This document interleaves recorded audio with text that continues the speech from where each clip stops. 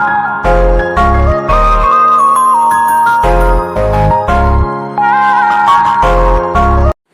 evening everyone. So we are continuing our exponents and parts, that are laws of exponents. Okay, so here we have 5 laws of exponents. If a raised to power m is multiplied with a raised to power n, it gives a raised to power m plus n.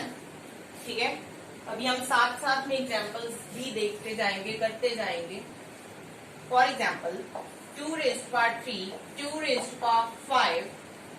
So this means जो आपका a है वो आपका 2 रहेगा, और जो ये दो चीजें हैं it will be added.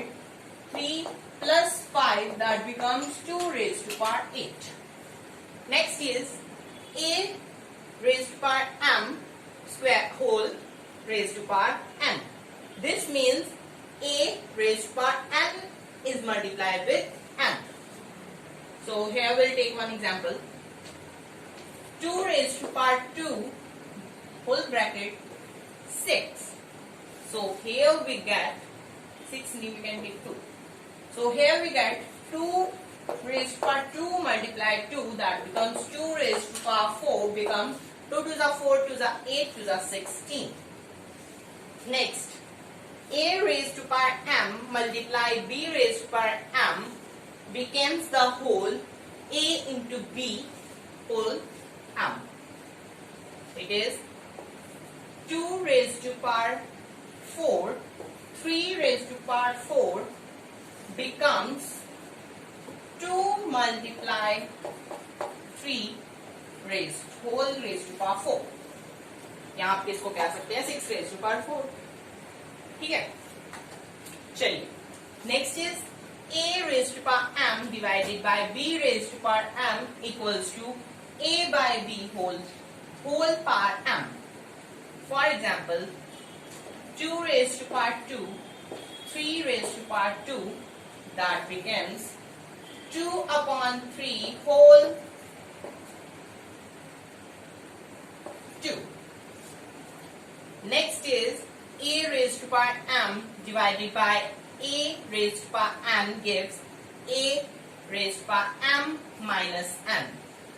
For example, 2 raised to power 4 and 2 raised to power 2 becomes 2 raised to power 4 minus 2, that becomes 2 raised to power 2.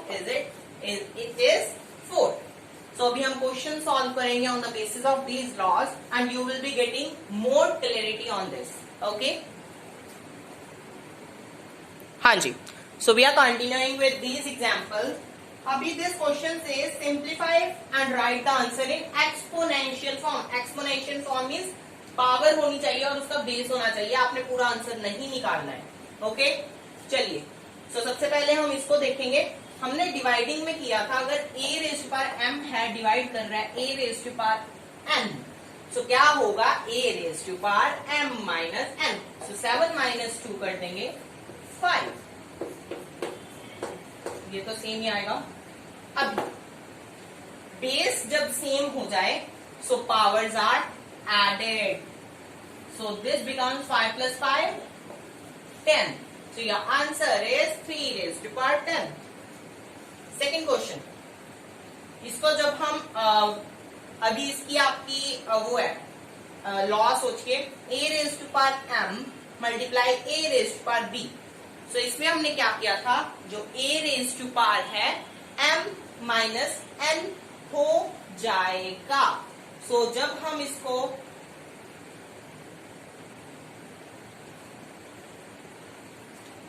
Sorry अभी see the basis are same. इस ये वाली चीज ही है इसमें. ठीक है, हम वो नहीं देखेंगे. अगर वो भी देखोगे तो सेम ही है. ठीक है ना, प्लस हो जाएगा. When the basis are same then the powers are added in multiplication. So 6 raise to power 6. अभी ये डिवाइड हो रहा है तो मैं इसको नीचे भी लिख सकता हूं. ठीक है, तो नीचे भी लिख सकता हूं. सो अभी ये डिवाइड हो रहा है सेम एज इट इज. तो अगर ये बेसिस सेम है, डिवाइड हो रहा है, so powers are subtracted. So 6 raise to power 3 is your answer. Okay, this is very simple, just you remember it. Okay, चलिए अभी एक और एग्जांपल ले लेते हैं. वो थोड़ी सी बड़ी है आपकी, तो उसको ध्यान से समझो.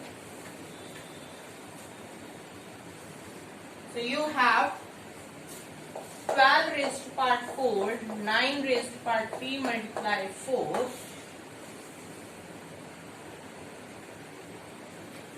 6 raised to power 3 multiply 8 raised to power 2 multiply 27.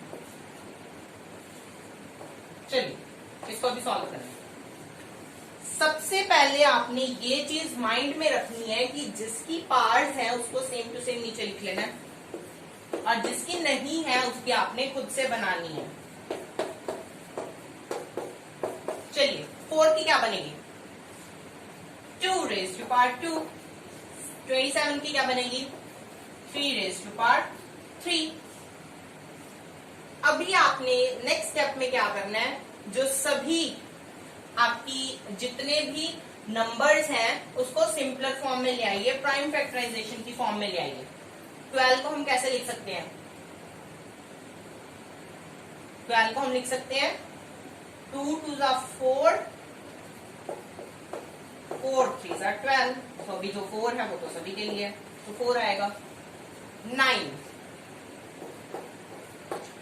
3 3 9, super part जो है वो सभी के लिए 3. 2 तो सिंपल में ही है तो इसको एज इट इज ही लिख देंगे. 6 2 इंटू 6 ये आपका ब्रैकेट में आएगा, और 3 तो सभी के लिए. 8 2 2 4 2 8 एंड 2 का होल ब्रैकेट में आएगा. ठीक है, और एंड 3 रेज़ टू पावर 3 तो सिंपल ही है. पहले हमने जो बेस है वो सिंपल फॉर्म में करनी है. ओके, ये याद रखना. नाउ सभी को अपनी अपनी पावर्स दे दो, सभी अलग अलग कर दो. 2 raise to power 4, 2 raise to power 4, 3 raise to power 4, 3 raise to power 3, 3 raise to power 3, 2 raise to power 2. नीचे वाले याद रखते हैं. 2 raise to power 3, 3 raise to power 3, 2 raise to power 2, 2 raise to power 2, 2 raise to power 2, 3 raise to power 3. हाँ जी. Now अभी हमने यहां तक सॉल्व कर लिया है. अभी सबसे पहले हम जो न्यूमिनेटर है उसको अलग से सॉल्व करेंगे, डिनोमिनेटर को अलग से सॉल्व करेंगे, ऊपर नीचे. ठीक है, जैसे भी है. तो अभी 2 को हम कॉमन ले लेंगे. अभी जितने भी पार्ट्स के 2 है, बेस में 2 है, इन न्यूमिनेटर ओनली, उसकी पार्ट्स को हम ऐड कर देंगे. सबसे पहले ये 4 प्लस 4 प्लस 2 10 हो गया. मल्टीप्लाई का मल्टीप्लाई अब 3 का देखेंगे. हमने प्लस क्यों किया? जब मल्टीप्लाई में होती है basis are same in multiplication we add the parts. 3 में देखेंगे 4 प्लस 3 7 प्लस 3 10, ये भी 10. अभी हम न्यूमिनेटर का देखेंगे सेम एज इट इज. 3 5 7 9. अभी हम 3 का देखेंगे.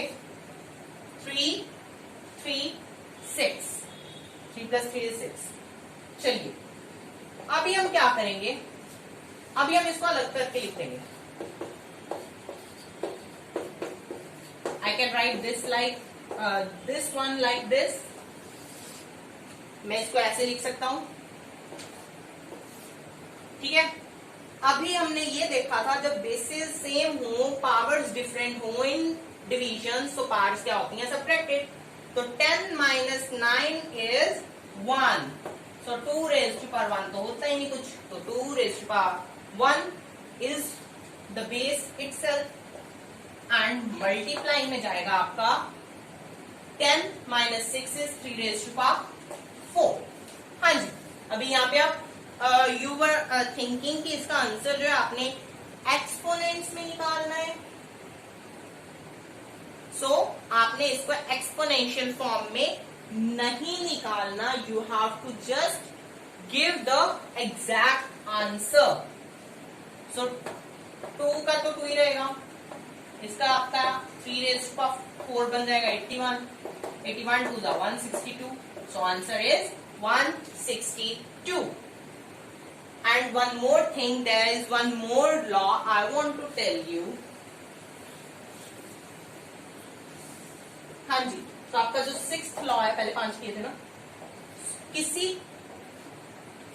किसी भी नंबर या डिजिट के पार 0 हो, इट मीन्स 1. चाहे 1 के हो चाहे 4 के हो, एनी नेचुरल नंबर, ठीक है ना, उसकी हमेशा आंसर 1 ही आएगा जिसकी पावर 0 होगी. अभी देखो, ये मल्टीप्लाई हो रहा है 0 टाइम्स, तो 0 के साथ मल्टीप्लाई होगा, तो सॉरी, जो मतलब कि इसका ये देखिए, अभी ये नंबर है आपके पास 1. अभी 1 को हम 0 टाइम्स मल्टीप्लाई कर रहे हैं, तो हम कुछ नहीं कर रहे, तो इसका आंसर 1 आएगा. 4 को हम किसी भी टाइम्स मल्टीप्लाई नहीं कर रहे, 0 टाइम्स कर रहे हैं मल्टीप्लाई, तो इसका answer 1. So this was okay. So this was that I want to tell you. अभी हम एक और एग्जाम्पल लेते हैं. अभी जो पिछला क्वेश्चन किया वैसे ही एक और करते हैं. ओके, चलिए सबसे पहले ये एक छोटा सा क्वेश्चन है, बहुत इजी है, इसको सॉल्व कर लेते हैं. फिर हम एक ऐसा वैसा करेंगे जो न्यूमरेटर डिनोमिनेटर वाला होगा क्वेश्चन. इसको मैं एज इट इज लिख दूं, इसको भी एज इट इज. अभी ये चीज है, इसको मैं अलग करके लिखूंगा. कैसे? Like this. This is written to be like this. लिख दिया. अभी मैं इसको सॉल्व कर दूंगा. 8 बन जाएगा. 8 5 जा कितना होता है? 40 होता है जी. अभी a रेज़ टू पावर 3 और a रेज़ टू पावर 4 है. दिस इज सेम है, मल्टीप्लाई में हो रहा है, तो पावर्स हो जाएंगी प्लस. तो your answer is 40 into a raised to power 7. So this will be your answer. Okay? चलिए, so this will be our closing question and our exponents and powers will be completed. First step, take the exponents जो हैं आपके as it is. ये 2 का तो 2 यहीं पे रहेगा, क्योंकि इसको और तो सिंपल नहीं कर सकते.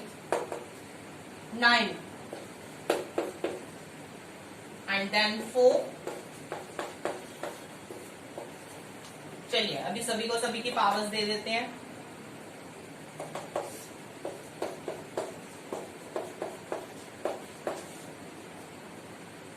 इसको 1 दे देंगे. Okay, becomes the same number. ये दोनों इकट्ठे हैं तो इसको हम ऐसे लिख सकते हैं. ठीक है, नेक्स्ट आपका आ जाएगा 2 raise to power 2 multiply 2 raise to power 2. चलिए अभी न्यूमरेटर और डिनोमिनेटर को अलग अलग सॉल्व करेंगे. सो ये और ये आपकी पावर्स ऐड हो जाएंगे, 6 हो जाएगा. नीचे में 3 रेज़ टू पावर 2 ही रहेगा, इसका आपका पावर अगेन एडेड, ये आ जाएगा. अभी इसको हम अलग अलग करके भी लिख सकते हैं. कैसे?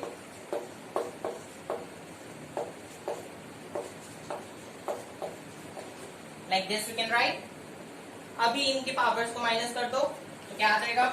2 raise to power 2 multiply 3 raise to power 2. अभी 2 2 का क्या होता है? 4 एंड 3 2 का क्या होता है? 6. और 3 3 6. मल्टीप्लाई नहीं करना, उसको बेस को डबल करना है. सो 9 4 36. Last coming answer is 36. So this was for exponents and parts. So meet you in the next video. Like, share and comment. Thank you.